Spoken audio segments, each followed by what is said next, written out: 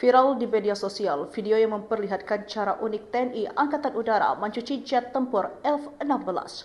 Bahkan hal itu menjadi sorotan dunia. Seorang bule pun memberikan reaksi bingung saat melihat bagaimana pesawat tempur canggih itu dicuci secara manual, hanya menggunakan selang air dan tanpa perlengkapan khusus.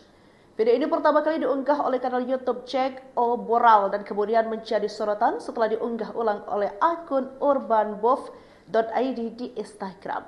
Tampak bule tersebut tidak percaya dengan metode yang digunakan oleh TNI Angkatan Udara dalam merawat salah satu pesawat tempur andalannya. Kemudian akun lain yang diunggah oleh Jack O'Boral di YouTube Short, akun itu menyamakan para personel yang mencuci pesawat Angkatan Udara itu seperti mencuci mobil di rumah. Dia kemudian menunjukkan tampilan video proses pencucian pesawat tempur di negara lain. Nampak perbedaan yang sangat signifikan karena di negara lain penampilan orang yang mencuci pesawat tempur menggunakan pakaian pelindung anti air, sarung tangan hingga helm dan pelindung wajah. Konten kreator itu bahkan membandingkan kalau di Amerika Serikat bahkan telah menggunakan robot untuk mencuci pesawat milik Angkatan Udara mereka. Para TNI itu tampak menggunakan kaos biasa dan celana pendek tanpa perlindungan apapun.